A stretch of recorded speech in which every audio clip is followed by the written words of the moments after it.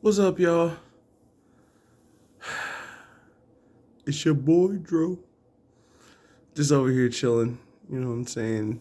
And thinking about the past at about 5 in the morning, just kind of like enjoying the peace and quiet, nothing going on, just relaxing. Well, I thought I would like to share a story of my greatest loss in my fighting career. I've had some pretty upsetting losses because oh man, not having a console and being able to practice back then and working and trying to go to school, whew, it was a lot, especially being in the South and, with the South Carolina scene being so far broken up, everything being about 2 hours our away to, get to tournaments and stuff like that, and to play the best players, you had to kind of stay on your shit all the time. Well, back in the day, I went to a tournament called Act Super Art. And, you know, I thought I had prepared enough for the tournament, but being that I couldn't have a console at the place I was living at the time because my parents don't believe in adults playing video games. And I completely understand why. You should really be getting your stuff together. But I I love the games so much. They keep me so much out of trouble that I had to. I'm sorry. You know what I'm saying? These footsies, I love them too much. But I digress. But back to what I was saying. I thought I had prepared enough for the tournament. I was really going to the tournament to kind of end the beef with an old kind of friend slash enemy of mine. And, you know what I'm saying? He didn't really show up for the match. So I wasn't like, I was kind of disappointed because I had been working on the matchup for so long. But, anyways, so because this person didn't show up, I entered the tournament, but I wasn't so hyped because the one matchup that I learned just to kind of win a set, I didn't get to put my knowledge to use. So I entered the tournament, and oh my God, my energy just so low. I didn't get to show out and show how much better I was than this other player.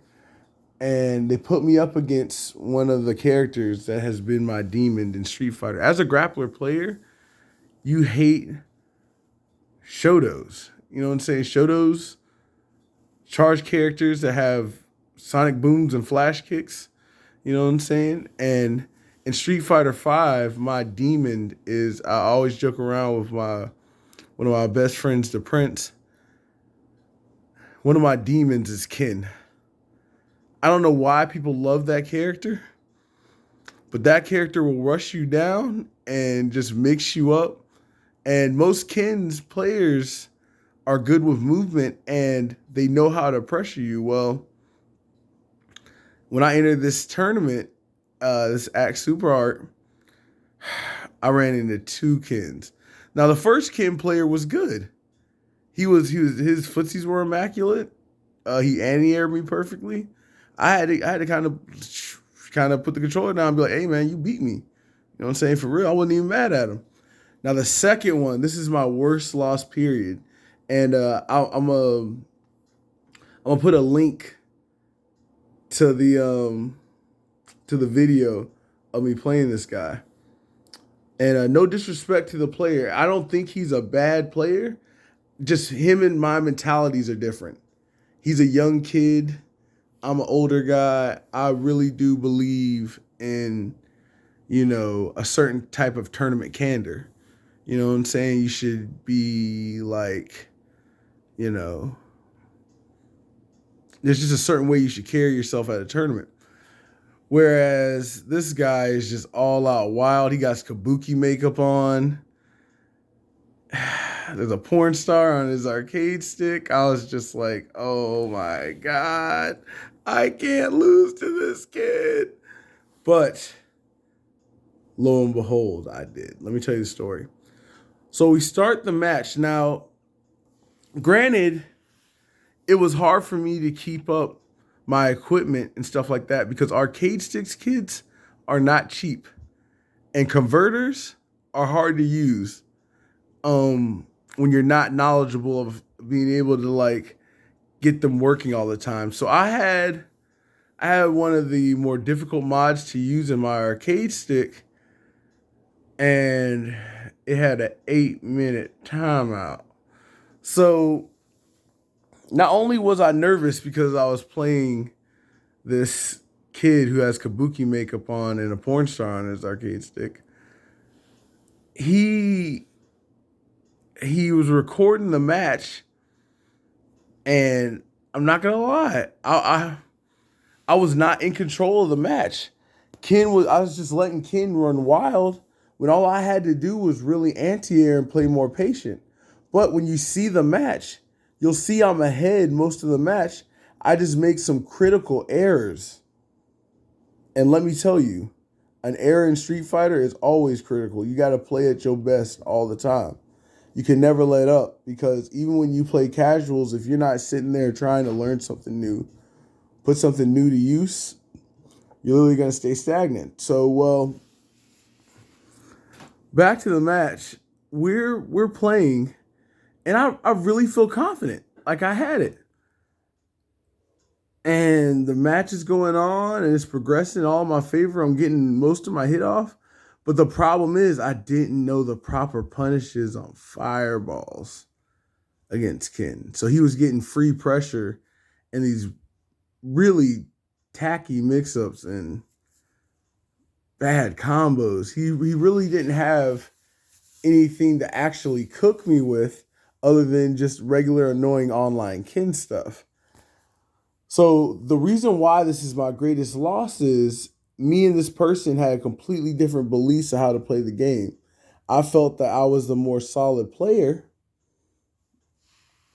and I played more solid, but because I wasn't the aggressor and Street Fighter V is such an aggressive game, he took control over the match and he won it. He clutched it out. I I was only mad at the loss because losing to him felt like it completely took most of my validation away of how I felt about my play. I had played so well in Street Fighter 4 and I was beating so many people who I respected that I thought I had it, and that kind of humbled me to lose to this player. I'll even tell you his name. He doesn't mind. His name's Genocide Cutter. And this loss affected me. It made me take my ego down 50 notches. It was insane. You know what I'm saying? Like I had never I had never felt so bad about a loss. I usually take losses on the chin and think like, I'm gonna smoke that man next time. This loss made me get on my grind. Okay? Let's talk about the golden thing about losing. The best part about losing is you get to go back to your friends, show them the recorded match, and they get to tell you everything you could have done. So I went to a really good friend of mine, and I'm not going to say his name because he's a real popular player, but he told me, he said, Woodrow, if you don't play these footsies and take control of the match and punish these fireballs and bad jumpings, and you don't do some optimal damage, my man's leveled me up. He gave me the whole write-up how he was dealing with Ken as a birdie player. So it changed me. It made me prepare for matchups. Matchup knowledge is godlike. Having the knowledge to know that this person can't do these options and that you can take away these options from a player in any version of a fighting game is amazing.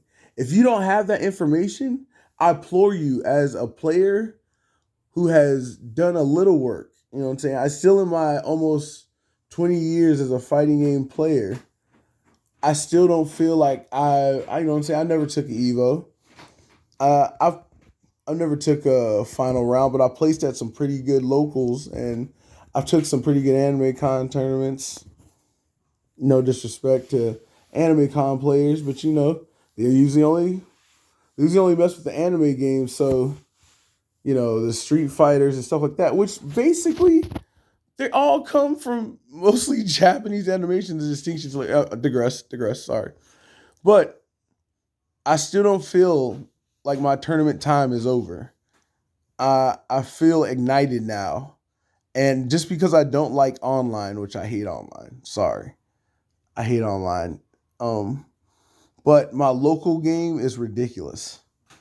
So I'm gonna literally go to as many tournaments as I can to prove myself. But back to the point, the player helped me learn that knowing the matchup will help me. So the next tournament I go to, Genocide Cutters there again. Boy, I was ready. I was ready. I placed top 8 at the tournament. I beat a couple people that were my demons. I put a lot of people on notice. It was good. In casual sessions, I was putting out the damage that I wanted, and in the tournament matches, I ended up not only kicking them out the tournament the next time, I got to pop off. And let me tell you, when Woodrow pops off, he pops off. I gave it to him, bro. He was a younger cat, but he was an adult. He had to get it. I told him, you want to record our matches? Record that. Me. Oh my God, it felt so good. So let me tell you one good thing about having a greatest loss. That means that your next chance is your next chance at the greatest victory. I love y'all, man. So always remember, don't give a fuck about losing that tournament. That was just a little bit of money. Think about the next time when you're going to learn that matchup, that footsie, that technique, that block string, and you're going to put it to their ass next time, and you're going to come back stronger. Never get defeated, people. Always be on top. Love y'all. Have a good night. Peace out. Bruce Leroy!